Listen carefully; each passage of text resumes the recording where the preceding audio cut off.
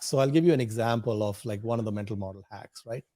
So Buffett says that if you hang out with people better than you will get better. If you hang out with people worse than you will get worse. So it should be apparent that we should hang out with people better than us. But then the question is, how do we know someone is better than us? And one of the hacks that Charlie uses is that sometimes you're going to meet some people and it's going to be obvious that these are amazing, great people, high quality people. It's going to be very obvious. Bring them into the inner circle. I asked Warren at the lunch, I told Warren, how come you are such a great judge of humans? He said, Monish, you are mistaken. I am not a great judge of humans. He said, if you put me in a cocktail party with 100 people, met all 100 of them for, let's say, 2 minutes, right? He said, I could probably tell you that 3 or 4 people were amazing, great people. I could probably also tell you that 3 or 4 people are people I want to have nothing to do with, right? And the other 92, I would not have any interest in. I would not know how to rank them or rate them.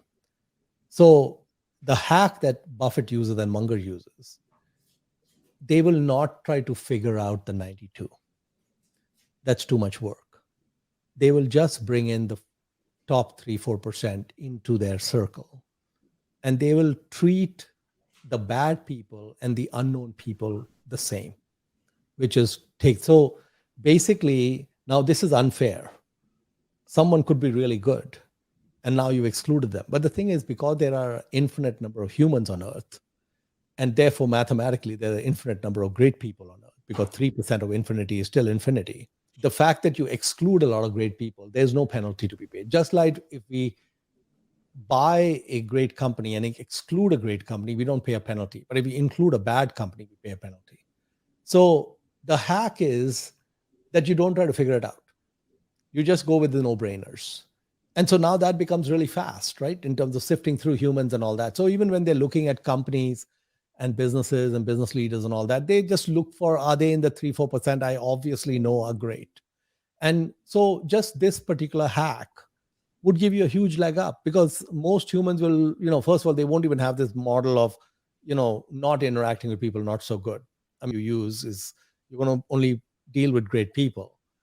For example, when I started playing bridge with Charlie, I met his friends. Okay. Every time I met a friend of his, I said, wow, this guy is really amazing. What an extremely high quality human being. So I did a hack. I said, every friend of Charlie is a friend of mine. Okay. I don't need to figure it out. He's already figured it out. And so I built relationships with all these friends of Charlie. And and then, when you just spend your time with these types of people all the time, life becomes so amazing. I feel that one day, both these guys are going to figure out that I'm a fraud. They're going to figure out. Because I always think, I'm just a kid from the suburbs of Mumbai. Okay. I said, one day they're going to figure out that once in a while they make an error in judgment. They made an error in judgment with me. And then that's going to be the end of the lunches and the bridge games. Okay. Now, 무수히 많은 사람을 만날 인생에서 멍거와 버핏의 가르침은 2가지 교훈을 줍니다. 첫째는 많은 사람을 만나야 한다는 겁니다. 사람을 많이 만나야만 신뢰할 수 있는 사람을 만나볼 수 있습니다. 둘째는 높은 기준을 충족하는 사람을 만나면 그 사람을 인생으로 끌어들이라는 것입니다.